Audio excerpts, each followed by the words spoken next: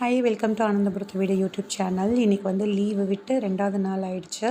So இன்றைக்கி lunch வந்து பார்த்திங்கன்னா ரைஸ் வச்சுருந்தேன். ரைஸு ப்ளஸ் வந்து கருவாடு குழம்பு செஞ்சுருந்தேன்.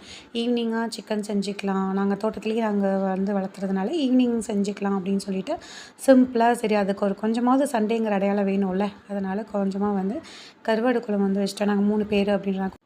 கூட்டு குடும்பம் தான் இருந்தாலும் சம்டைம்ஸ் நான் சர்ப்ரைஸ் செஞ்சுப்பேன். ஈவினிங் வந்து எல்லாமே காமனாக செஞ்சுப்போம். ஸோ அது முடிச்சுட்டு ரைஸ் வந்து பார்த்திங்கன்னா நான் இந்த மாதிரி தான் வடிக்கிறதுக்கு வைப்பேன். பட் இது வடிக்கிறதுக்கே ரொம்ப நேரம் வந்து கஷ்டப்பட்டேன். ரொம்ப நாள் நான் கஷ்டப்பட்டேன் இந்த பொசிஷனில் வச்சு சாப்பாடு வடிகட்டுறது.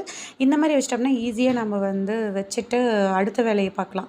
ஸோ இது ப்ராக்டிஸ் பண்ணுறதுக்கு எனக்கு ரொம்ப நாள் ஆயிடுச்சு. ஸோ புதுசாக ட்ரை பண்ணுறவங்க சிங்க்குள்ளே வச்சு ட்ரை பண்ணுங்க.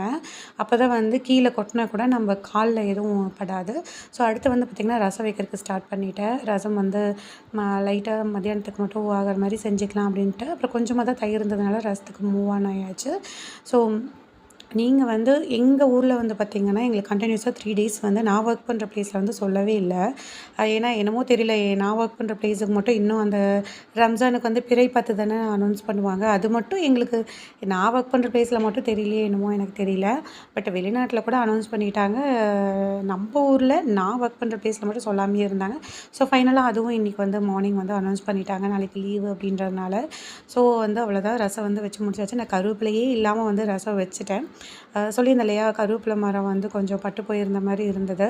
ஸோ எதுக்காகவும் நான் வெயிட் பண்ண மாட்டேன். ஒரு பொருள் இல்லை அப்படிங்கிறதுக்காக அந்த பொருள் வர வரைக்கும்லாம் நான் வெயிட் பண்ணவே மாட்டேன். டக்குன்னு இருக்கிறத வச்சு நான் செஞ்சு முடிச்சிடுவேன். ஸோ லஞ்ச் வந்து பார்த்திங்கன்னா ரைஸு, கருவாடு குழம்பு, அப்புறம் ரசமும் நான் வந்து வச்சுட்டேன்.